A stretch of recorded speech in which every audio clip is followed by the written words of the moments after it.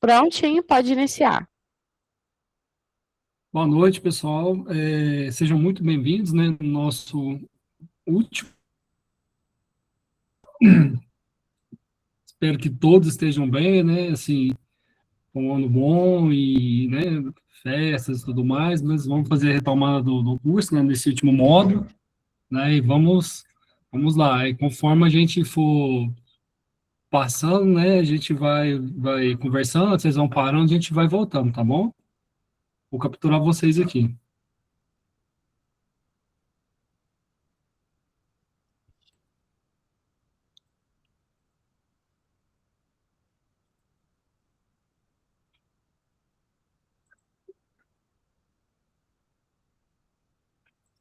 Só confirma para mim, gente, vocês estão vendo os slides, por gentileza?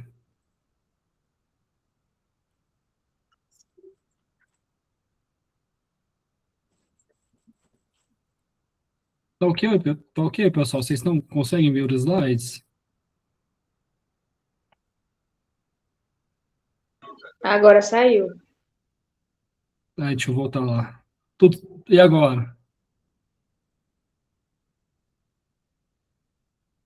Ainda não. Ué, só um momento, deixa eu voltar de novo. Isso tá certo aqui.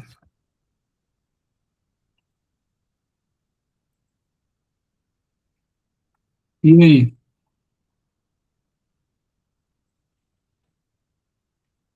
Deu certo? Agora deu certo. Ah, tá certinho. Obrigado. Bom, pessoal, como de costume, rotineiramente, né? Como virou o ano e tudo mais, às vezes a gente nem pegou o material, né? A gente entende tudo mais, mas vamos dar só aquela breve recapitulada no básico que a gente viu, né, do primeiro e segundo encontro.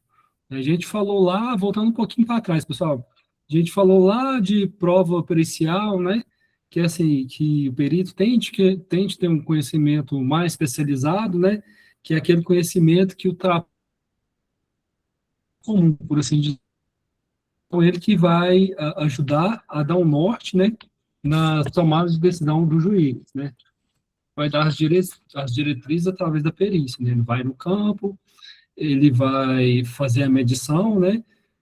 Seja critério de insalubridade, periculosidade, né? E, e vai checar se realmente, né? O requerente faz jus o que ele está pedindo ali, né? Ele tem as normas, né? Principalmente a NR15 de insalubridade, né? Ele tem toda uma diretriz, né? Para saber se procede ou não, né? Tem que fazer medições e tudo mais.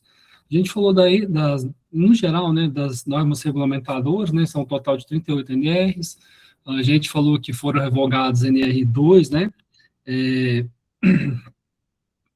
inspeção prévia e NR27, se não me engano, não, é NR27, que fala sobre. Como é que chama, gente? Nossa, que branco. NR27 da. Ai, peraí, esqueci, gente, desculpa. Fala sobre registro técnico, lembrei, é isso aí, registro técnico. Então, ambas foram revogadas para justamente desburocratizar, né, e modernizar as coisas. Até então, a NR2 ali fala inspeção prévia, então toda atividade tinha que ter uma inspeção prévia, né, e até então, né, e a NR27, o critério do que tem a documentação técnica ali que o técnico de segurança tem que ter, com o advento da modernização, né, ficou tudo mais fácil, é feito tudo online, né, de maneira assim, que você não tem que mexer com muita papelada, né, então foram essas NRs que caíram em desuso, vamos falar assim, né, foram revogadas. A gente falou também, comentou de graus de insalubridade, né, segundo a NR15 ali, que é de 10, segundo a NR15 ali, né, que é de 40, 20 ou 10%, né, um grau máximo 40, 20 e 10, 30% é periculosidade, tá, pessoal? Periculosidade é aquele tipo de atividade que não tem jeito, né, de eu sanar, né, o perigo. Por mais que eu adote os controles, né, que tem as minhas medições e tudo mais, eu forneço o EPI, tem um estudo, né, um programa de gerenciamento daquela atividade, né, tem tudo debaixo do braço ali, tudo certinho, né, então não tem jeito de se sanar, né, então se faz jus ao adicional da periculosidade, que é de 30%, né, a insalubridade é de 10, 20 ou 40%, e ela pode ser reversível, tá, né, principalmente perícia ali, de que está fornecendo EPI, né, que não faz jus, e vê na medição ali que não atingiu os graus, né, segundo os graus de tolerância ali, então, né, ele não se paga, né, não se faz jus a esse adicional de insalubridade. A gente falou também do prazo prescricional, né, depois que o colaborador sai da empresa ali, ele tem um prazo de até 2 anos, né, para requerer alguma coisa, e até 5 anos que ele pode, né, reverter esses valores, né, mas desde que seja registro pela CLT, tá bom, pessoal? Tem que ser consolidação das leis trabalhistas, né, para conseguir isso, mas é previsto em lei, né, lá da Constituição de 88, artigo 7º, salvo engano, né, fala sobre isso. A gente falou também de perícia, né, como um todo, que é aquela atividade processual realizada por profissionais, né, especializados, né, com a finalidade de subsidiar a decisão do juiz, né, até então, é o que a gente já falou, que ele não interfere no processo diretamente, né, mas indiretamente, através da perícia, né, ele acaba moldando, né, a decisão do juiz, né, seja deferir, né, fazer o deferimento ou indeferimento, né, do caso, né? No caso, é um adicional de insalubridade, né? Periculosidade, alguma coisa assim, né? Então, ele acaba que atua indiretamente. O perito, né, que a gente já falou bastante, que é profissional técnico, né? Que vai fazer esse link aí, né? Entre o trabalhador e o júri, né? Vamos falar assim, o juiz. E perícia judicial, né, que entra sobre a discussão, né, da insalubridade, periculosidade, né, e tem tudo isso, pessoal, é a razão de ser, né, do perito, é a perícia, né, e por aí vai. Só uma breve pincelada, tá, pessoal, do que a gente, né, falou principalmente no primeiro e no segundo encontro, né, então, vamos lá para o terceiro. Até aí tudo bem, gente? Vocês deram uma breve recordada, né? Posso continuar? Tudo certo?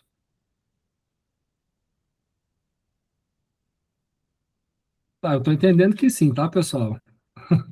Tudo certo. A gente vai continuar nessa pegada, pessoal. A gente vai falar um pouquinho mais nas leis também, nos artigos e tudo mais. Infelizmente, não tem como muito fugir disso, né? Por quê? O perito anda com a lei, né? É, salvo engano, eu acho que eu falei isso, tá, pessoal? No primeiro e na segunda aula. Que o laudo tem que ser objetivo, né, sucinto, muitas das vezes, né, ele tem que ser ali certinho, né, justamente para evitar de o perito ser chamado, né, ele pode ser intimado a comparecer, né, na audiência ali e explicar o laudo e tudo mais, né, por isso ele tem que ser de fácil entendimento, né, entre ambas as partes, ele não pode deixar dúvida, tá, pessoal? A gente vai falar um pouquinho disso mais à frente, né, mas ele tem que ser certinho, tá? Um laudo, assim, que deixar as coisas ok, né? Que não dá brecha para outra parte derrubar a perícia sua, tá? Que não dá brecha ali para reverter uma coisa, né? E gerar prejuízo, né? Tanto para o colaborador, né? Quanto para o perito, né? A gente vai falar disso também, porque pega bastante mal, tá, pessoal? O perito cometer uma falha dessa, né? E entre outras questões também que podem entrar, né? Ah, em caso de fraude, esse tipo de coisa, e tudo tem pena, né? Tem afastamento do perito, né? Então, tem uma série de fatores, né, que influenciam ali, né, no frigir dos ovos da nossa perícia ali. Então, ela tem que ser, como se diz, correta, tá, pessoal? Então, a gente vai falar um pouquinho da perícia extrajudicial, né? A gente vai falar das atribuições do perito, Código Processual Civil, no CPC, substituição do perito, né? Normalmente é por falta de capacidade que a gente vê isso, o descumprimento de prazo, por isso que é muito importante, tá, pessoal?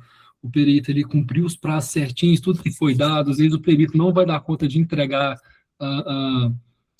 o que foi combinado no prazo, ele pode pedir uma extensão, né, ele deve pedir uma extensão, né, ou muitas vezes o perito também, por motivos pessoais, né, ele acaba escusando a perícia, né, ou tem algum impedimento, né, essa escusa, pessoal, ele se exime da perícia, né, ele se esquiva da perícia, o, né, famoso popular, ele sai fora da perícia, né, ele vê que pode ser alguma coisa que tem uma ligação direta com a empresa que ele vai periciar, que não pode, né, ou ele pode ser tentado alguma coisa, né, tipo assim, procurou ele, né, para um suborno, alguma coisa assim, né, ele conhece o pessoal, não pode ter ligação, né, então ele se escusa disso aí, ele sai fora, né, então nesses casos a gente vai ver que, né, tem tudo um amparo legal, né, para ele, né, ele sair fora, ele tem que só se justificar, né.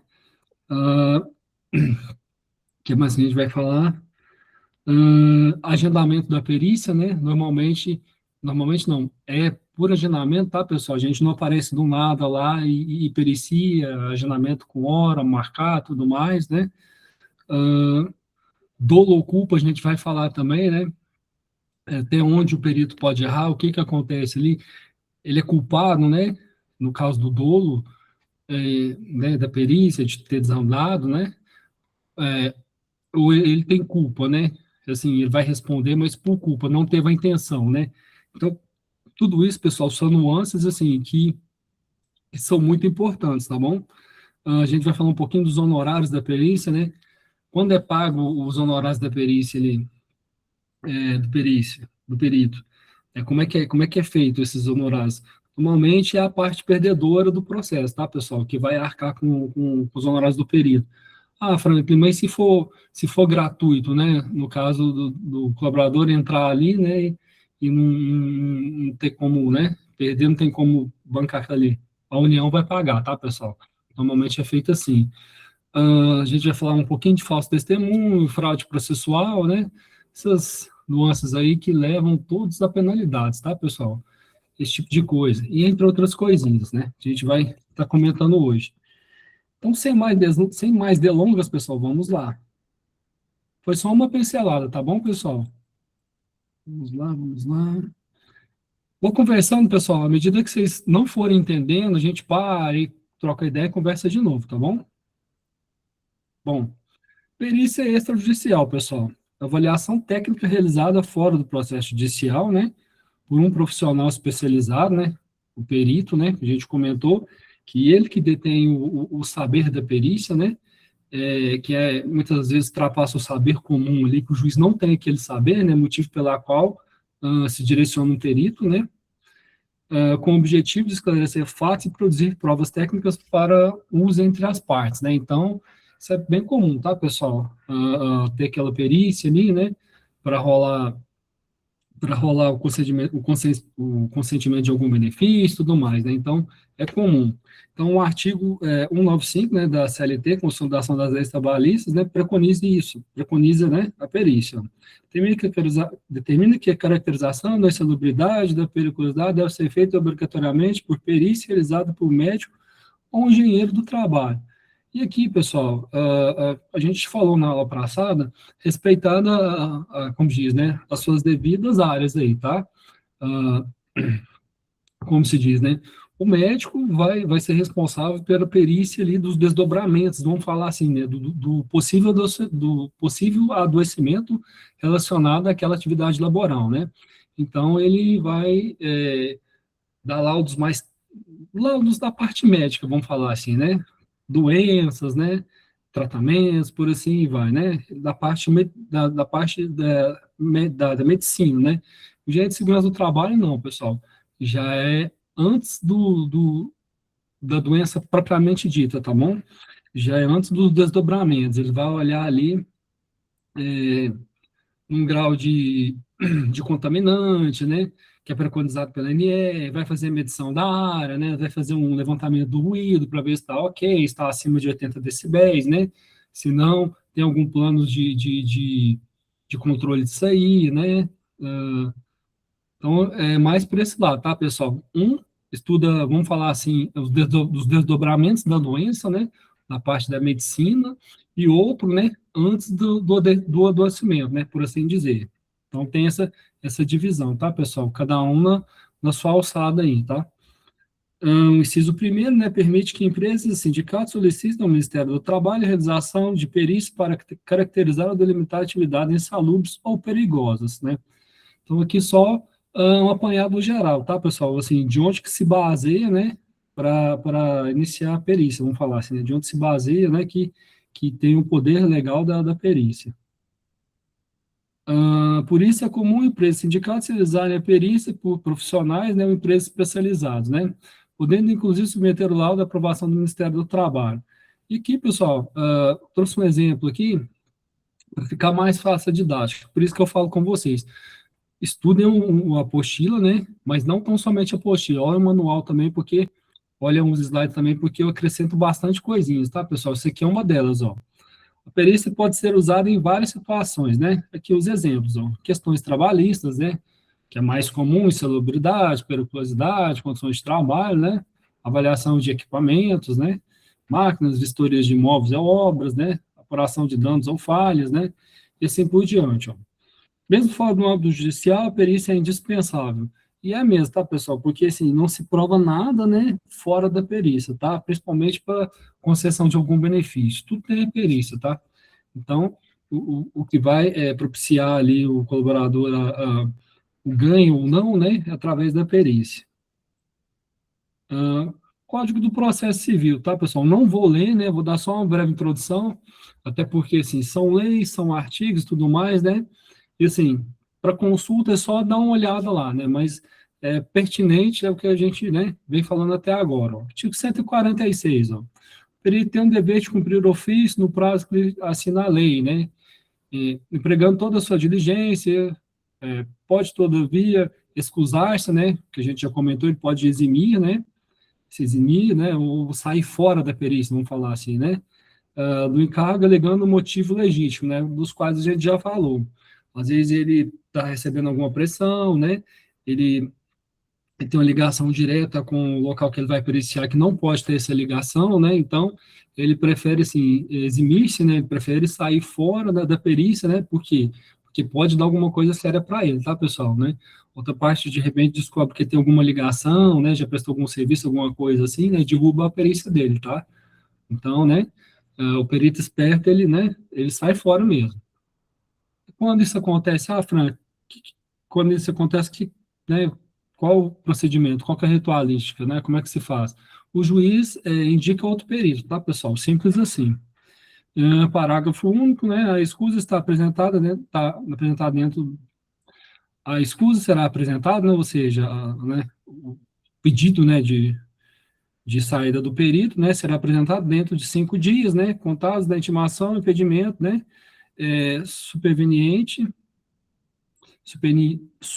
superveniente, né, sob a pena de se reputar renunciado o direito de alegar, o direito a alegá-lo.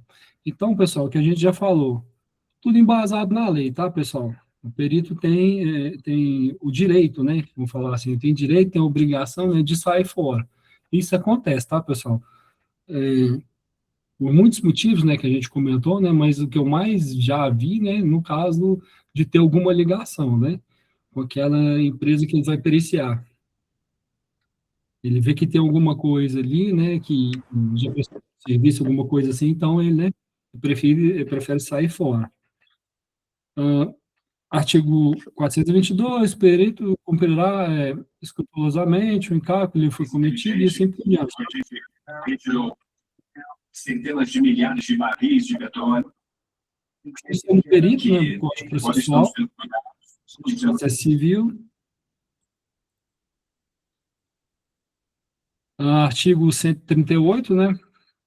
Aplica também aos motivos de impedimento, de suspeição. Não vou ler não, tá, pessoal? Mas só para vocês verem, assim, que perícia, tá, pessoal, é embasado na lei, principalmente, né? Então, por N motivos, né, o perito pode se eximir da perícia ali, dentro dos que a gente já falou, né? Ele tem alguma ligação com empresa, né? Ou ele pode também sair fora, né? Ou ele pode não ser aquele perito, né? Por falta de capacidade do perito, né? Determinado assunto técnico, então ele não pega aquela perícia ou designado outro perito, né? Descumprimento do prazo também entra nisso aí, né? Ele não cumpriu com o prazo ao qual teria que ser correto, né? Por isso que é importante, tá, pessoal? Tanto o laudo, como a perícia, como tudo, né? Tem que estar tudo dentro do prazo, né? Conforme a gente já falou. E esses outros impedimentos, né? Que levam o perito né, a deixar a perícia. Então, lá no artigo 424 fala um pouquinho também, ó. O perito pode ser substituído quando? Ó, crescer de conhecimento técnico ou científico, né? Muitas das vezes ele pega uma parte para periciar ali e não tem aquele, né? Ele é designado para tal, mas não tem aquele conhecimento sólido, tá, pessoal? Precisa ter aquele conhecimento mesmo do que ele está fazendo, daquela atividade que ele vai olhar. Ele não tem, né? Ele é substituído. Sem motivo legítimo, deixar de cumprir o encargo, né, no prazo que lhe foi assinado. E assim por diante, tá, pessoal? Agendamento da perícia, né, conforme a gente já comentou também, né, hora e local marcado, né, a gente não pode chegar lá simplesmente, vim periciar do nada, né, então, não é assim que funciona, tá, pessoal? A não ser que seja por causa de denúncia, né, alguma coisa assim, né, e se normalmente, né, eu falo por experiência própria, já fui em locais assim, a gente vai com ofício, tá, pessoal, do juiz, né, então, você vai para aquela diligência ali, você vai como se diz, com o ok do juiz na mão, com a carta, ofício, né, aí você não precisa pedir benção para ninguém, você chega e já entra, né, não quis deixar entrar, você vai pagar para ver se quer fazer cumprir seu direito, você vai chamar a polícia, simples assim, você chama a polícia, e de um jeito ou de outro você vai entrar, né? Isso aí não tem nada que não impeça isso. Você tem com o ofício na mão, você chega com o ofício lá e fala, o ofício é esse aqui e eu estou entrando, né? Então, funciona assim. Então, nesse caso aqui, tá, pessoal, tem um agendamento prévio da perícia, também previsto na lei, tá? Artigo 431, as partes terão ciência da data e local designado pelo juiz, ou indicados pelo perito para ter início, né, produção de prova, tá? E é simples assim. Poderes do perito, né, assistentes técnicos. Para a elaboração do seu trabalho, né, tanto o perito quanto os assistentes técnicos podem utilizar-se do previsto no artigo 429. Tá, pessoal? Por isso que a gente está falando, é tudo o subsídio através da lei. Para o desempenho de sua função, podem o perito e assistentes técnicos utilizar todos os meios necessários, né? Ouvindo testemunhas, solicitando documentos que estejam em poder da parte ou repartições públicas, bem como instruir o laudo com plantas, né? Desenhos, fotografias e assim por diante. Até aí tudo ok, pessoal? Posso ir continuando, né? Fala comigo que eu estou preocupado. Ninguém falou nada, eu estou entendendo que está ok. Tá ok. Então, vamos embora. Dolo ou culpa, pessoal? É o que a gente tem falado até agora, que a perícia é séria, tá? Assim, eu como perito, se eu errar também, normalmente eu estou sujeito às sanções, né, penalidades da lei, né? De maneira assim, que eu vou sofrer, né, processos também, vou ser afastado, né? Eu estou sujeito a penalidades. Então, vamos falar um pouquinho disso aí, ó. Perito que por dolo, né? Dolo, pessoal, intencional, né? Eu tive a intenção. Ou culpa, eu não tive a intenção. Prestar informações inverídicas, responderá pelos prejuízos que causará a parte. Ficará inabilitado por 2 anos, pessoal. Olha para você ver o tanto que o perito pode se queimar se ele não fazer o trabalho dele corretamente, né? Se ele simplesmente fazer uma omissão, né? Que seja gere um prejuízo grande, né? Ou ser culpado por algum suborno, alguma coisa assim, a gente vai falar um pouquinho também, né? Então, ele pode prejudicar bastante, tá, pessoal? Se pegou no erro, o perito pode acabar com a carreira dele numa audiência, tá? Assim, numa perícia que ele for fazer, pode jogar anos e anos de trabalho, né? Exemplar fora. Por isso que, assim, o cara tem que andar na risca. Então, é isso. Honorários, pessoal. O que a gente já comentou, né? Quando é pago por um, quando é pago por outro. Normalmente, a parte perdedora do processo, né?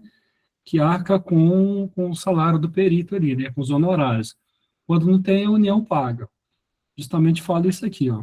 Responsabilidade pelo pagamento dos honorários periciais e outra parte sucumbente, ou seja, a parte perdedora, né, na pretensão relativa do objetivo da perícia, ao objeto da perícia. Se a parte sucumbente, não, perdedora, for beneficiária da justiça gratuita, ou seja, não tem um advogado, não tem como, né, arcar com os custos processuais, aí me gerou uma perícia e tudo mais, né?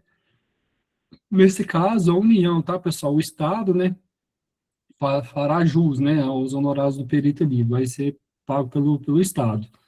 Então, aqui tem o Conselho, né, Superior da Justiça do Trabalho, que informa isso, né, por lei e tudo mais. Artigo 33 do Código Processual. Cada parte pagará a remuneração do assistente técnico que houver indicado. O perito será pago pela parte que houver requerido o exame, né?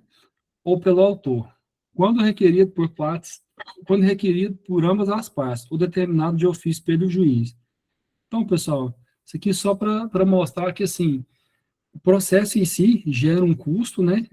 Ele, como disse, como tudo na vida tem um custo, né? E tem quem pague por ele, tá? E quando não tem, pessoal, quando não tem, assim que eu digo, né? Quando a parte perdedora, né, do processo não tem como marcar com pagamento, né? E o Estado já entra nessa aí. Artigo 790, a responsabilidade pelo pagamento dos honorários periciais é de parte sucumbente, ou seja, a parte perdedora do processo, de pretensão do objetivo da perícia, né? Salvo se beneficiará pela justiça gratuita, o que a gente já falou, né? Vou baixar um pouquinho aqui. Perícia suborno, pessoal. Que a gente, né, comentou um pouquinho. Então, tudo é previsto na lei, tá, pessoal? Fazer afirmação falsa ou negar, ou negar ou calar a verdade, como testemunho, perito, né, produtor, intérprete do processo judicial, policial, administrativo ou em juízo arbitral, né? Qual que é a pena, tá, pessoal? Um falso testemunho, né, falsa perícia, ó, reclusão de 1 a 3 anos e multa. Vocês verem assim, né, como a gente tem falado até agora, que a perícia é uma coisa séria, né, e se tu for pego num erro, né, pode ter certeza que a penalidade vai vir, né? Então, isso aqui é só né, o Código Processual Civil, né, que abarca tudo isso, né, e vem dar diretriz para essas penalidades, tá? Então, artigo 343, ó, o perito tradutor, intérprete, né, fazer afirmações falsas, negar ou calar a verdade, né? Então, reclusão, 1 ano, 3 meses e multa. Então, ou seja, pessoal, a multa é o de menos, né? O bravo disso aqui, pessoal, é o nome, tá? O nome sujou como perito, acabou, né? Possivelmente você não vai pegar perícia mais.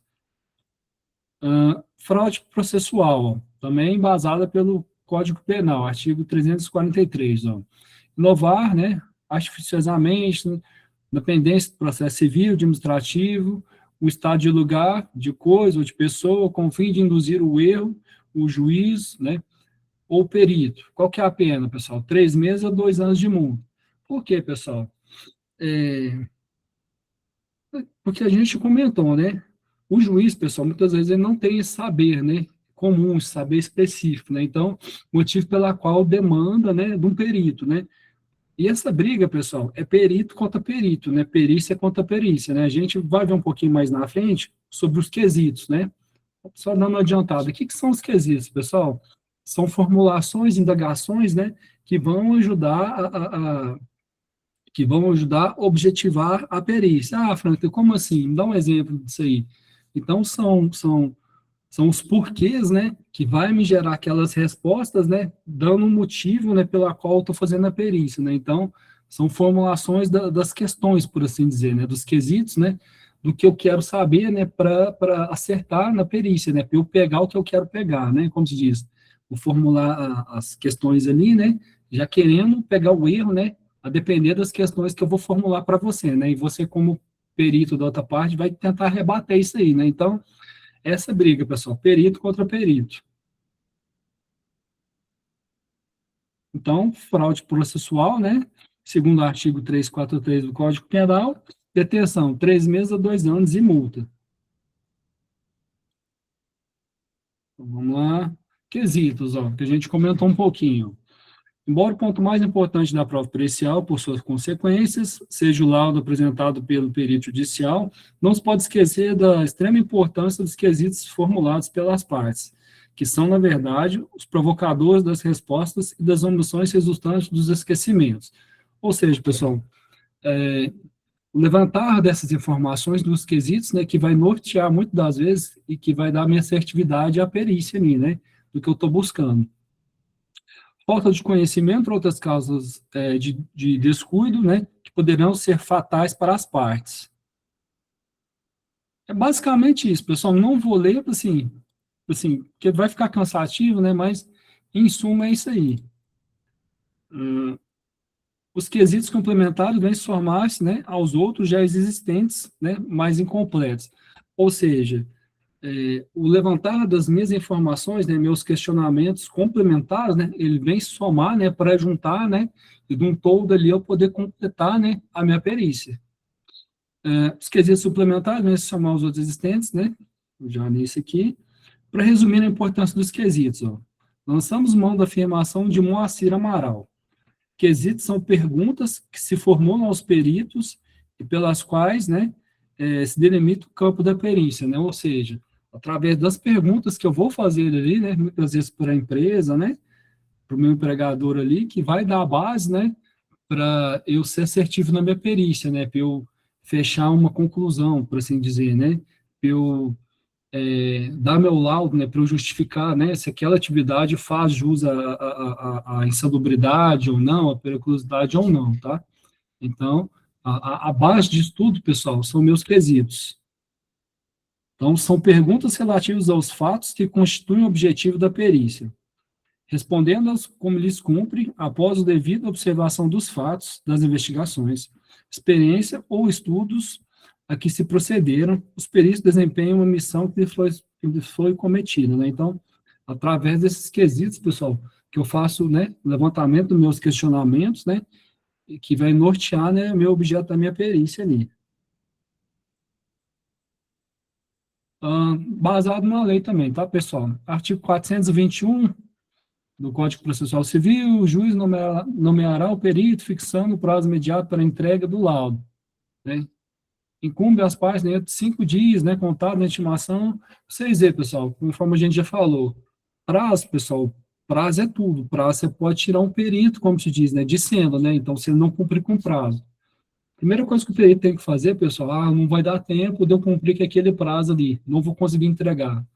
Ó, liga para o juiz, ó, juiz, né, formaliza tudo, ó, não vou conseguir entregar, né, o laudo, né, por causa disso, né, passa seus motivos, aí novo prazo será dado, tá, pessoal? Então, vocês veem o tanto que é sério isso aí, né, o descumprimento do prazo, pode tirar, né, o perito de cena. Artigo 425, ó, Código Processual Civil.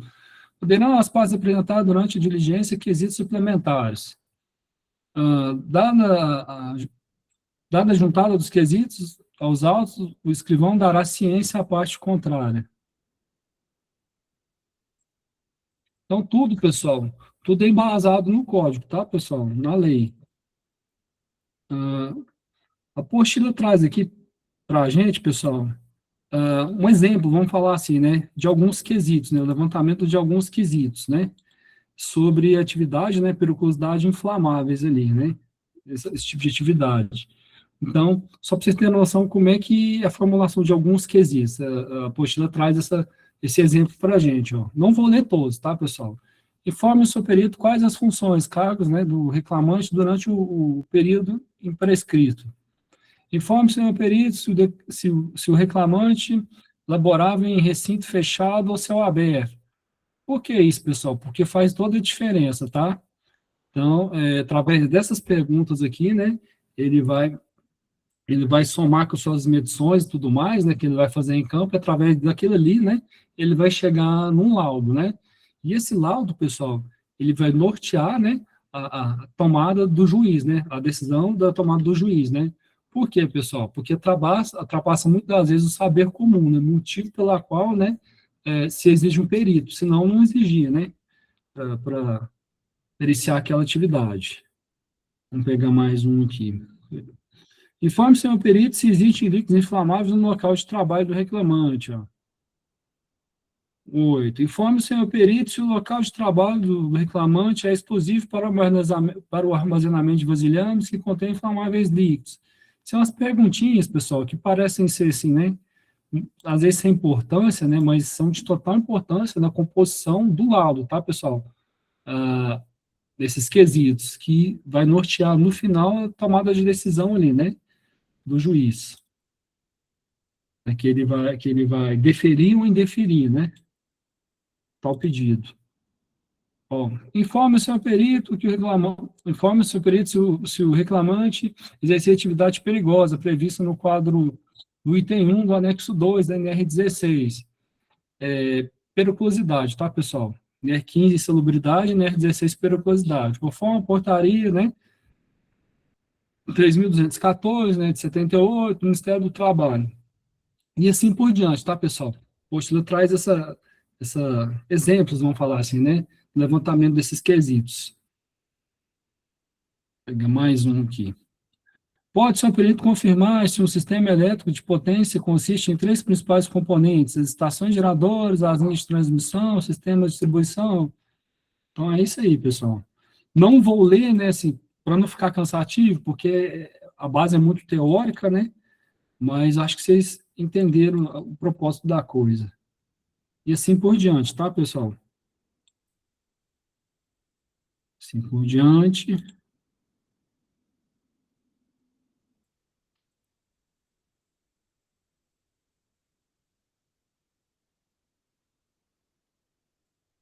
Bom, laudo técnico parcial.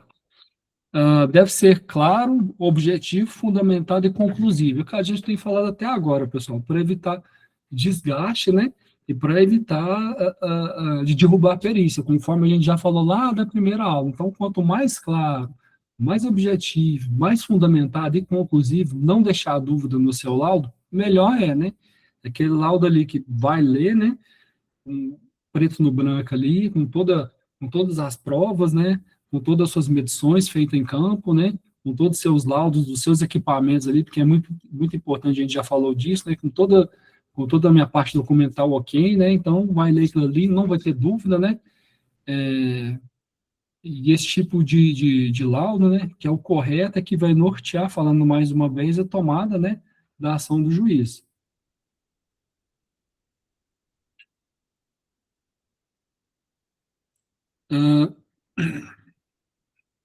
Eu parei. Fundamentação é a parte essencial do laudo. Na interpretação das leis e normas, podem ser utilizadas técnicas como interpretação gramatical, né, lógica, lógica histórica e jurisprudência. Pessoal, você vai perguntar, Franklin, mas normalmente carece de tudo isso. Pessoal, quem não teve a oportunidade de ver aí, né, seja ao vivo, né, é mais difícil, mas através de internet, tal, desses filmes, é um júri, tá, pessoal? Assim, é audiência, né? Que reúne lá na frente, né? Tem a prova, a conta-prova, é aquilo lá, tá, pessoal? O embasamento através de muita coisa mesmo, né? Lógica, né? Histórica, jurisprudencial, né? Às vezes já houve algum caso, né? Que teve um deferimento ou não, né? Se entendeu aquele caso de um jeito, né? Que de outra forma não se entendia, né? Então teve uma jurisprudência, teve um entendimento acerca daquilo ali. Por aí vai. Ó. O juiz, na ausência de disposições legais ou contratuais, pode recorrer à jurisprudência, que a gente já falou. Decisões reiteradas e consistentes, né? De alguns outros casos. Analogia, equidade, né? Que é a igualdade, princípios gerais do direito, uso de costumes, né? Usos e costumes, né? Quer ver um caso engraçado disso aqui, pessoal? Usos e costumes. Certa vez, eu fui fazer participei de uma diligência em algumas repúblicas, né? No qual o juiz pediu para ver as condições do alojamento, né? E para minha surpresa, a hora que eu entrei no alojamento e falei, cara, mas não tem camas aqui, né? Como é que o pessoal dorme? Assim, não pode, né? Aí eu vi redes. Aí depois, né, questão de costume, eu fui procurar saber, né? Falei, não, é questão de costume. Normalmente o pessoal da Bahia, o pessoal do Nordeste, né? O Norte do Brasil, da forma geral, tem muito costume de dormir em rede, né? Então, ou seja, eles não estão errados, né? É questão de costumes, né? Eles dormem em redes, então, ou seja, até tinha cama, né? Algumas, mas eles preferiram, assim, por questão de costume, dormir em redes, né? Então, tem essa interpretação também, tá, pessoal? Costumes, né? Só uma passagem que eu tive aí, né? Mas aí a gente vai entendendo e vai linkando as coisas, né? Uma questão de costumes, isso é olhado também, tá, pessoal, pelo juiz. Costumes, conforme o artigo 8, né, da Consolidação das Leis Trabalhistas. Já o perito, especialmente na avaliação qualitativa de agentes, né, deve fundamentar suas conclusões com base nos princípios, né, que a gente já comentou, e normas da higiene industrial, e da segurança e da medicina do trabalho, né, garantindo o correto enquadramento da insalubridade. O que a gente falou. Ele trabalha com a lei, né, trabalha com o código, né, ele tem que saber de muitas coisas, tá, pessoal? Acho não, eu já falei essa história, né? Quando eu participava de algumas diligências, né? Então, não é tão somente as NS que a gente, né, é obrigado a saber, a gente tem que saber um pouquinho da RDC 260, né? Que é a resolução das leis, resolução das leis do colegiado, se eu não me engano, muito utilizado pela vigilância sanitária, tá? Que fala ali que ambiente de preparo de alimento ali, o lixo tem que ter pedalzinho, tem que ter um dispensa exclusivo só para lavagem das mãos, a janela tem que ter telas, né? E esse tipo de coisa, pessoal, que muitas vezes não estão somente por exemplo, nas normas, né, regulamentadoras, mas abarcam muito mais coisa, tá, pessoal? Então, a gente tem que saber dessas nuances aí, né? Tem que, como diz, infelizmente ou felizmente, tem que ter um pouquinho de conhecimento a mais nisso aí. Acho que eu ó, critérios adotados, tá, pessoal? Isso aqui a apostila também traz para a gente como se fosse um laudo, né? E como teria que ser, né? Como é a estrutura de um laudo, tá, pessoal? Então, como é que eu tenho que passar isso aqui para um laudo? Então, critérios adotados. Então, tem que falar como é que eu cheguei naquela conclusão. Ó. O perito deve mencionar a legislação, normas, né, que se baseou para a elaboração da prova pericial, né? Instrumentos utilizados. Ó. Todos os instrumentos utilizados nas medições devem ser especificados no laudo técnico, incluindo marca, modelo, tipo, fabricante, faixa de leitura e certificado de calibração. Já falei isso aqui, tá, pessoal? Coisa importantíssima, certificado de calibração. Isso aqui derruba a perícia, né? Porque a outra parte também vai olhar no meu laudo ali, né? E fala, cara, mas beleza, né? Tô vendo as suas medições, né? Você usou um instrumento tal, né? Você é credenciado com o laboratório tal, que vai fazer a leitura dos seus agentes ali, né? Dos seus equipamentos que você usou e tudo mais, tal, beleza, né? Vai mandar para o laboratório. Mas cadê seu certificado de calibração, né, do seu equipamento? E por causa de um detalhe assim, tá, pessoal? Um detalhe pequeno, né? Você põe todo um trabalho, toda uma perícia a perder. Tanto que é sério, vamos falar assim, né? E muitas das vezes burocrático também. Metodologia de avaliação. Ó. Metodologia de avaliação, metodologia utilizada na avaliação deve ser descrita, né, sucintamente no laudo técnico, né, pericial. É o que a gente fala, pessoal, muitas das vezes tem que ser sucinto, né? Tem que ser mais objetivo. A gente não pode, famoso encher linguiça, né? O objetivo da perícia é averiguar X, Y, Z, ponto, né? Não tem que dar a volta, não tem que fazer rodeio em cima do que você está querendo mostrar ali, né? Então, tem que ser claro, objetivo, né? Sucinto, né? Tem que ser de amplo entendimento, né? Tem que ser assim, que a gente fala, reto, né? Não pode fazer curva. A NR15, tá, pessoal? Da insalubridade, né? E seus anexos estabelecem metodologias, né, simplificadas de avaliação, especialmente para critérios qualitativos, né? Porque mais é qualitativo, tá, pessoal? Porque a gente trabalha com limites de tolerância, né? Até quando determinado reagente ali, né? Qual que é o limite de tolerância, né? Para ele estar no ambiente. Então, eu vou fazer minha medição, né? Vou comparar com a NR, bom, então está passando, né? Então, está passando ali, então, ele já ajuda a insalubridade, né? Então, põe no laudo, descreve, tudo mais. Então, tudo baseado em leis, tá, pessoal? Também poderá ser utilizada a metodologia prevista na portaria. Tem uma portaria que fala disso também. Descrição das atividades e condições de exposição. O perito deve descrever detalhadamente as atividades desenvolvidas pelo reclamante, bem como os locais de trabalho com os respectivos agentes insalubres, né, perigosos presentes. Para tanto, poderá utilizar-se de informações do pessoal das áreas, ouvir testemunhas, verificar documentos, fazer fotografias. E o que mais tem, pessoal, sendo sincero, né, nessa parte, né, vamos falar assim, não sou perito, tá, pessoal? Mas já realizei algumas diligências, né? Diligência, pessoal, é quando você vai a campo, né, fazer o levantamento da situação, né? E isso não deixa de certa, tá, pessoal? Ser uma espécie de perícia, né? Malha, vamos falar assim, né? Não é realmente uma perícia. Mas a gente mais vê, muitas das vezes, é desvio de função. Por que que eu falo isso, pessoal? Porque você vai ver realmente a atividade ao qual o colaborador foi contratado, né? Você chega lá na hora e vê, é completamente diferente, né? Do que ele está exercendo, né? Isso é muito comum, tá? E isso aí, como diz, é causa-ganha, vamos falar assim, né? Causa-ganha né? E tem muita coisa séria, né? Que dá muito errado. Ver aqui. Dados obtidos. Ó. Todos os dados relativos aos locais de trabalho e à exposição do empregado devem ser especificados de forma objetiva e clara. Esses dados devem incluir resultados de avaliações quantitativas, né, tempo de exposição, né, que é muito importante, tá, pessoal? Tempo de exposição, pode parecer que não, mas, por exemplo, caso comum, tá, pessoal, desses mercados aí, né, esse pessoal que entra e sai em câmara fria.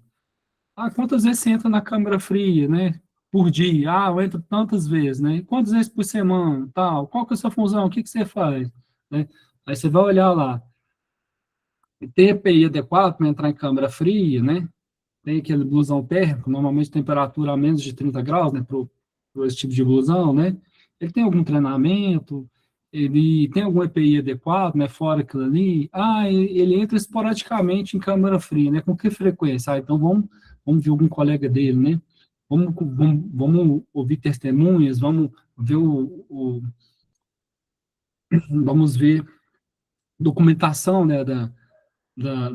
Ao qual ele está fichado, vamos falar assim, né, das suas atividades, levantamento das suas atividades, vamos olhar o PGR dele, né, Programa de Gerenciamento de Risco, vamos olhar o que contempla os riscos, né, ao qual ele está exercendo atividade, vamos cruzar os dois e ver se vai bater. Então, isso é muito importante, tá, pessoal? Tempo de exposição. Muitas das vezes, né, exemplo, tá, pessoal, no mercado, não entra tanto, né, em câmara fria, né, ele está querendo, né, tá reclamando, né, tá querendo ali insalubridade por conta da exposição, né, a câmara fria e tudo mais, mas na maioria das vezes, pessoal, que a gente percebe, né, na maioria das vezes faz jus sim, tá?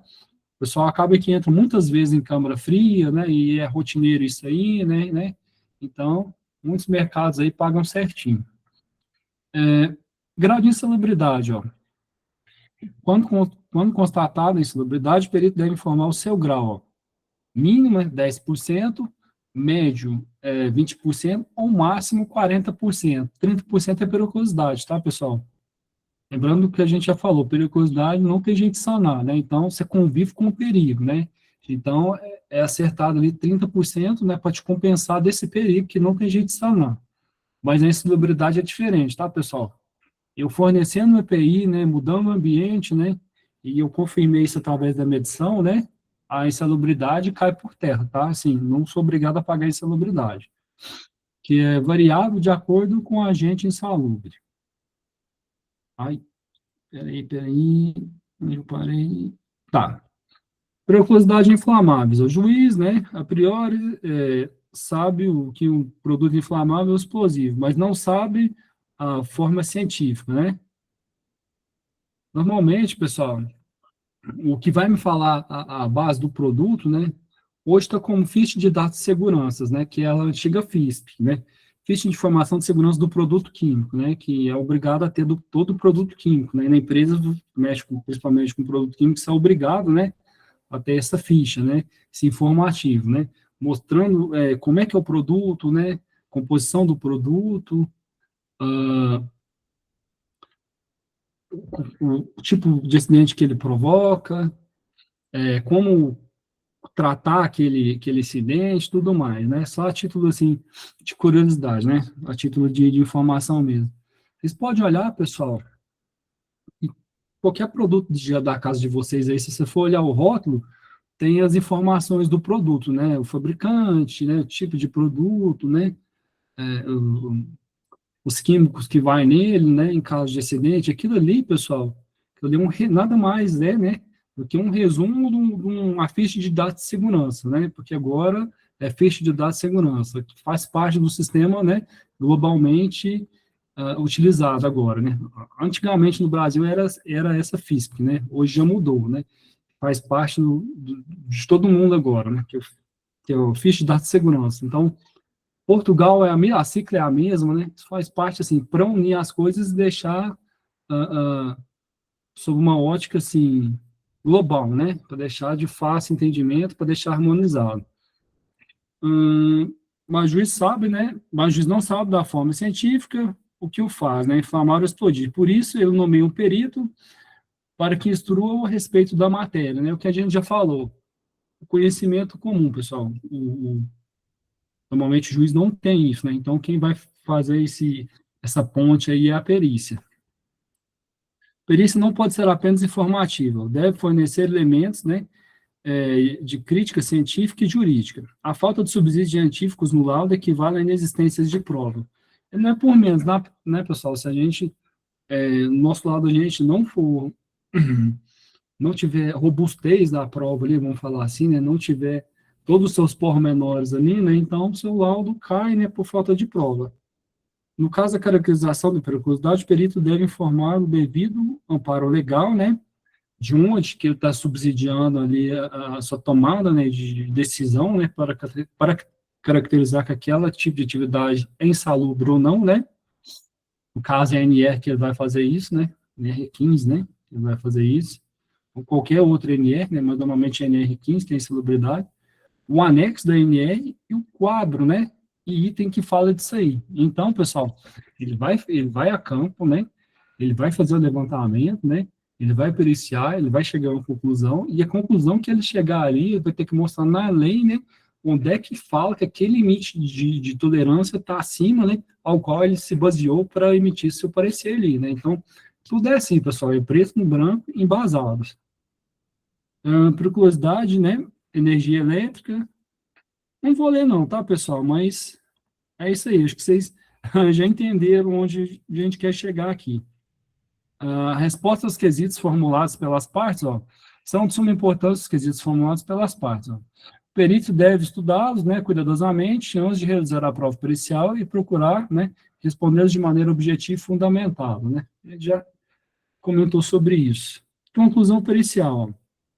Neste item, o perito deverá explicitar claramente se a atividade analisada foi considerada insalubre, desculpa, neste item, o perito deverá explicitar claramente se a atividade analisada foi ou não considerada insalubre ou perigosa, né? É perigosa ou é insalubre, pessoal? E se é insalubre, em que grau, né? Que grau né, ao qual minhas substâncias ali, né, que eu vejo que faz parte da insalubridade, é 10%, né, é 20%, é 40%, né, então vai fazer essa ponte, tá, pessoal, para passar para o juiz através do laudo aí. Em caso positivo, deverá também ser mencionado o grau de insalubridade, né, que a gente já falou, 10, 20 ou 40%. E o basamento legal para caracterização da periculosidade. De onde que eu estou tirando isso, né? É do anexo 15, né, mas que item? Qual quadro, né, que fala aqui? Aquela substância, né, tem um grau de limite de tolerância, sei lá, 20 partículas por milhões, vamos falar assim, né, e está dando, nas minhas medições, 30, né, então é insalubre, né, mas onde é que está falando que que é insalubre, sei lá, em grau mínimo ali, de 10%, ou grau médio, 20%, ou máximo 40%. Então, é embasado, tá, pessoal? Continuando. Oitava do perito e audiência. Oitava, pessoal, é a ouvidoria, né? A audição, né? Ouvir o perito em audiência. Por isso que a gente fala que tem que ser certinho, justamente para evitar, né? Desses laudos serem mal interpretados, mal produzidos, né? Evitar de chamar o perito para prestar esclarecimento sobre o seu laudo, né? Porque acontece, tá, pessoal? Então, o perito, como que tem que ser o laudo, né? A gente já falou, tem que ser claro, objetivo, né? Muitas das vezes sucinto, né? Tem que ser reto, né? Conforme a gente já falou, falar as coisas certinhas, né? Ter toda aquela estruturação que a gente já viu, tem que ser bem caracterizado, bem montado, né? Então, justamente não ter, né? Em audiência, ter que chamar o perito para explicar o laudo, né? Porque numa dessa aí, o perito, né? Eles derrubam o perito, né? Então, é importante isso aí. Aqui é uma parte do código, tá, pessoal? Em que fala, né, de ouvir o perito, né? Então, artigo 435 do Código Processual Civil. Ó. A parte que desejar esclarecimento do perito e do assistente técnico requererá ao juiz que mande intimá-lo a comparecer à audiência, formulando desde logo as perguntas sob a forma de quesitos. Ó. Então, parágrafo único. O perito e o assistente técnico só estarão obrigados a prestar esclarecimentos a que se refere ao artigo, quando intimado 5 dias antes da audiência. Quer dizer que tudo tem prazo, tá, pessoal? Não é por menos. O perito pode perder a sua perícia ali, né, que a gente já comentou, no descumprimento, né, de um prazo, por exemplo, de entregar um laudo, né? Mas para vocês verem, sim, que o negócio é sério e tudo tem prazo. Artigo 765. Os juízes, né, e tribunais do trabalho terão ampla liberdade na direção do processo, né, e valerão pelo andamento rápido das causas, podendo determinar qualquer diligência, né, necessário ao esclarecimento delas. Ou seja, pessoal, né, o que eu comentei aí, da diligência, da visita em campo, né, então se achou que não tá ok, né, então o juiz tem essa prerrogativa aí. Artigo 848, ó, terminada a defesa, né, seguir-se-á a instrução do processo, né, podendo o presidente, o ex-ofício ou requerimento ou qualquer juiz temporário, né, interrogar os dirigentes. Não, então, o inciso primeiro, né, não vou ler, tá, pessoal, para vocês terem a ciência do que o negócio é sério, né, e por quais motivos, né, embasando isso aqui dentro do Código de Processo Civil, né, dentro dos artigos, por que pode o perito ser, né, ser chamado em audiência. Procedimentos na perícia judicial, ó. Primeiro, a perícia judicial será exercida por profissionais legalmente habilitados, né, que a gente já falou, na questão ali para passar o saber comum, né, então, geralmente, o engenheiro de segurança do trabalho ou o médico, né, respeitados ali seus campos de atuações, né, seus campos de atuação. O que a gente já falou, o médico vai cuidar dos desdobramentos da doença, né, o engenheiro de segurança do trabalho, antes da doença, né, ele vai cuidar ali o adoecimento, né, fazer um levantamento do que aquela atividade pode gerar um adoecimento, esse tipo de coisa, né, então, vocês percebem que são campos distintos, né, o médico na doença, né, vamos falar assim, no fato ocorrido, né, e o engenheiro de segurança antes de ocorrer, mas juntos, tá, pessoal, se complementam, né, conversando com o outro, né, no convergência vamos falar assim, de um laudo, né, mais assertivo, né, por assim dizer. Com registros dos seus órgãos fiscalizadores, né, no exercício de suas profissões, né, tanto o engenheiro de segurança como o médico. Requeridas ainda, reconhecidas idoneidade moral, né, capacidade técnica e experiência profissional. Requisito de reconhecida capacidade técnica ou científica inclui o empenho de perito judiciário e dos assistentes técnicos. E assim por diante, tá, pessoal? Não vou ler, né, não é o objetivo disso, mas vocês terem a noção, né, de onde que é tirado, né, as leis, né, que norteiam a perícia, vamos falar assim. O 3, a nomeação do período judicial e a indicação do assistente técnico deve ser considerada sempre pelos mesmos como distinção e reconhecimento de sua capacidade e honrabilidade. Delas declinarão os casos previstos no Código Processual Civil. Vou pegar só mais um aqui, tá, pessoal? 5. Clientes de nomeação, indicação e, quanto possível, antes de assumir o encargo, deve ao período judicial, assistentes técnicos, inteirar-se dos autos, né, verificar se não há incompatibilidades, realmente se encontram em condições de assumir o encargo e realizar seu trabalho. Aí cai no que a gente já comentou, tá, pessoal? Do perito ele se eximir da perícia, né? Muitas das vezes ele, né, o famoso cai fora da perícia, né? Ele não fazer a perícia. Por quê? Às vezes não há a compatibilidade com o local que ele vai periciar, né? Tem alguma ligação, né? Ou, às vezes já prestou algum serviço, tem alguma ligação, tá, pessoal? Aí, antes que a outra parte ali, né, outra parte da audiência, por assim dizer, veja, né, e note aquilo ali, né, para não derrubar a perícia dele, ele nem pega a perícia, tá, pessoal? Ele só justifica para o juiz lá e eles arrumam outro perito. Simples assim. Mais um aqui. Bom, na hipótese de escusa, né, de eximir, tá, pessoal? De sair fora, antes ou depois de assumir o encargo, deve o perito judicial e os assistentes técnicos, ó, entrar. Quando funcionando como perito judicial, dirigir a expedição ao juiz o mais breve possível, justificando, né, a escusa, né, ou seja, a eximição ali, né, por que eu estou saindo fora?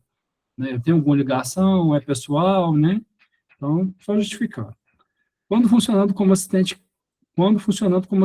técnico, comunicar à parte que eu indicou, né, de preferência por escrito, o mais breve possível, né, a escusa, né, por que eu estou saindo fora? Justificando, sem prejuízo de posterior petição nesse sentido, né, ao Ministério.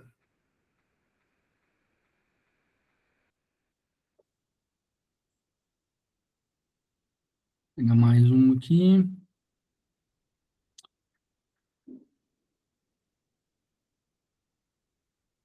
Vamos pegar um 9 aqui. O perito judicial e assistente técnicos, ó. Para o desempenho de sua função, deve utilizar de todos os meios necessários, ouvindo testemunhas, obedecendo informações, solicitando documentos que estejam em poder da parte ou em repartições públicas, ó, bem como instruir o laudo com plantas, desenhos, né? Isso aqui a gente já comentou sobre, ó. Tá onde? Artigo 429, ó. E assim por diante, tá, pessoal? Não vou ficar lendo, não, mas vocês verem de onde que vem isso, ó. O laudo pericial é uma peça, né, que se insere nos autos, destinada à prova, né, de fato que depende do conhecimento técnico ou científico. Ó, 16. O perito judicial assistente técnico deve adotar os melhores critérios para expressar sua opinião de forma clara e categórica, né, entra no que a gente já falou, claro, objetivo, sucinto, né, tem que ter, o meu lado tem que ser certinho, tem que ser reto, conforme a gente já comentou, em linguagem adequada, tendo o presente, que tais características e estilo da confecção do laudo, né, define a denúncia, né, o estilo da confecção do laudo define e denuncia o seu autor. É o que a gente já falou, né, o perito pode perder perícia ali, né, ser chamado para prestar esclarecimento sobre o seu laudo ali e ser derrubado.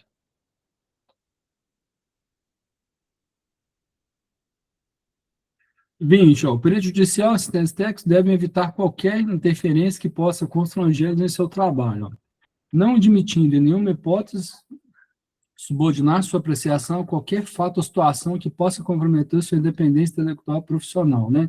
Ou seja, sem pressão, tá, pessoal? Ele tem que ter esse pensamento, né? Ele tem que ser assim, tá, pessoal? Na perícia, ele é autoridade. O perito judicial deve receber seus honorários exclusivamente em juízo, né? Sendo desvedado oferir honorários das partes, quaisquer que sejam a qualquer título. Orientações jurisprudenciais, né? Isso aqui é o que dos casos que a gente já falou que teve entendimentos, tá, pessoal? Outros entendimentos, né? Outras interpretações, ó. Adicional de salubridade, base de cálculo, né? mesmo na vigência, Constituição Federal 88, salário mínimo. Não vou ler não, tá, pessoal? Só para não cansar muito. Adicional de salubridade, né? Lixo urbano, limpeza de residências, escritórios e as perspectivas de coleta de lixo não podem ser consideradas atividades insalubres, ainda que constatadas por laudos, porque não encontram dentre as classificadas como lixo urbano, portaria, né? Tudo mais. Mas vocês veem assim, tá, pessoal? Que a atividade, pegando só um paralelo com isso aqui, a atividade desses coletores, né, desses garis, vamos falar assim, né, coletores, recicladores, são considerados insalubres, tá? Por quê, Fran? Porque trabalha com lixo, né? Então, são considerados. 198, honorários periciais, atualização monetária, né? Diferença da correção aplicada aos débitos trabalhistas, né? Não vou ler não, tá, pessoal? Só para vocês terem um entendimento disso aí. E as referências, pessoal, né? Do que se embasou a apostila aí. Fiquem à vontade, pessoal. Dúvidas, sussurros, lamentos, murmúrios, alguém quer comentar alguma coisa? Quer falar alguma coisa? A hora é agora. Você quer partilhar alguma coisa, alguma experiência? Pode falar aí, né? Como se diz, aqui a gente vai trocando uma ideia aí, né? Muitas das vezes é a experiência de todo mundo, né? Se junta e dá um estudo bom aí. Alguém quer falar alguma coisa? Seu Nilson?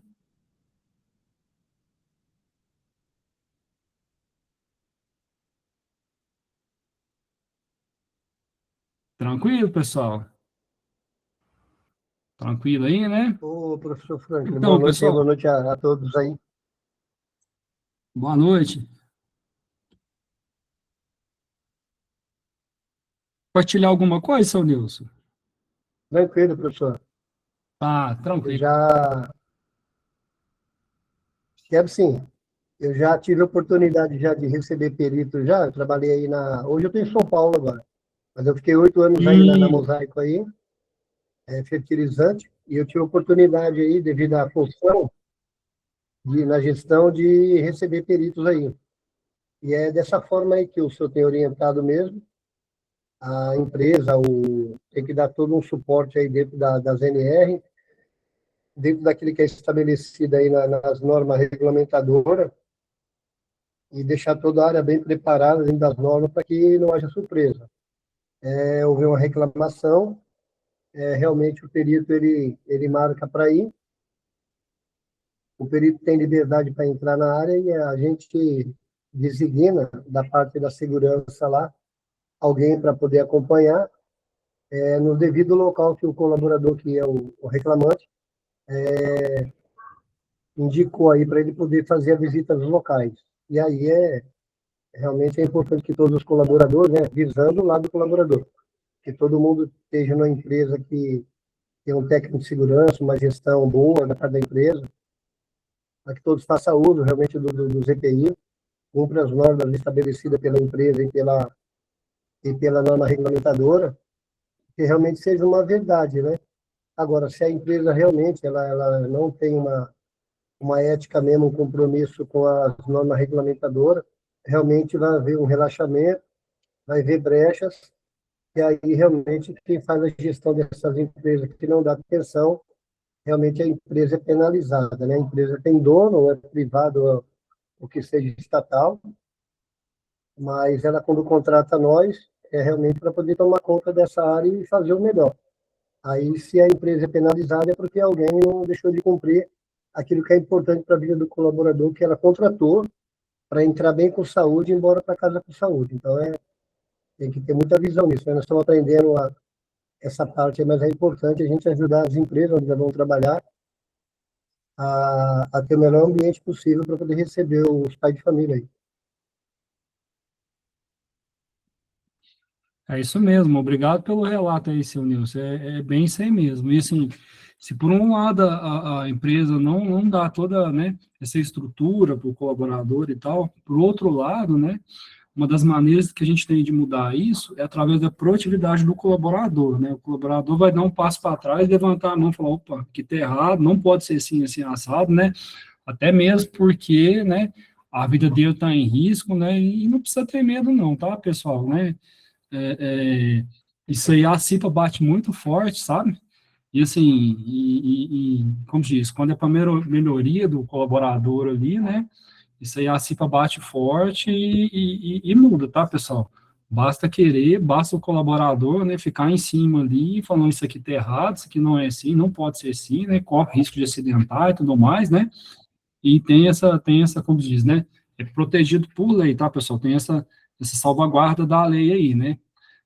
Desde que fizeram as atualizações, né, acho que a gente comentou nas primeiras aulas da, as primeiras aulas, né, primeiros e segundos encontros, né, das atualizações das NS, né, desde que atualizaram as NS, né, e que o direito de recusa ficou, assim, a, a, lá na NR1, lá, né, disposições gerais, né, isso mudou muita coisa, tá, pessoal?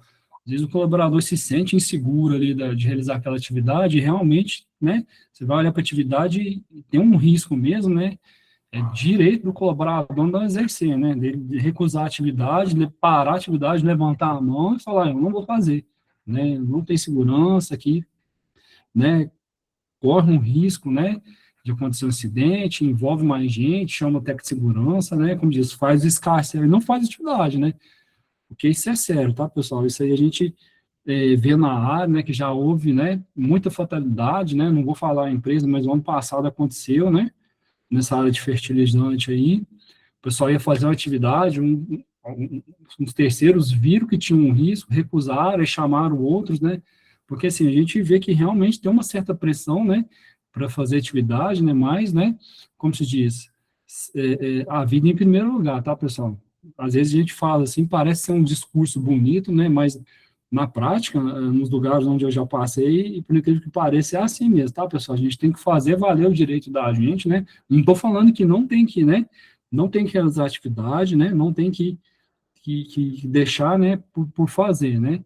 Mas envolveu a vida em risco, pessoal, né? Se a atividade não é segura, né? Tem que tornar a atividade segura, né? Então, o risco, né?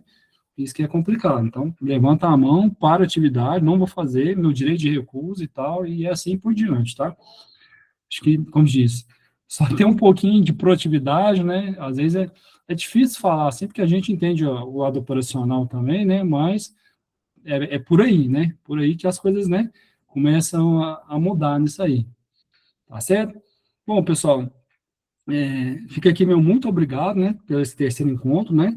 Espero que vocês, né? A gente tenha sanado algum pouquinho de dúvida, né? Trocado aquele bate-papo, né? Eu procuro, assim, ser mais sucinto que eu posso nesses slides, né? Resumir muita coisa, porque, assim, é muita teoria, a gente sabe que é desgastante, né? A gente sabe que, às vezes, vamos falar a verdade, é chato, né? É difícil de absorver aquilo ali, mas procuro resumir bastante coisa, né? E fazer da melhor forma possível, tá bom, pessoal? Então, leiam a apostila, né, e leiam os slides também, porque os slides, né, às vezes eu coloco muita coisinha, né, assim, que tá mais fácil de entender e é mais resumida, tá bom? Então, estuda a apostila e principalmente os slides, tá? Fica aqui, meu muito obrigado, né, obrigado por ter a paciência de ter me aturado falando esse tempo todo na cabeça de vocês aí, né, e qualquer dúvida, pessoal, pode passar para a tutoria, né, que eles vão passar, a gente fica feliz em, né, em responder e ajudar no que puder, tá bom? Fica aqui meu muito obrigado, né? E até uma próxima, pessoal. Obrigado.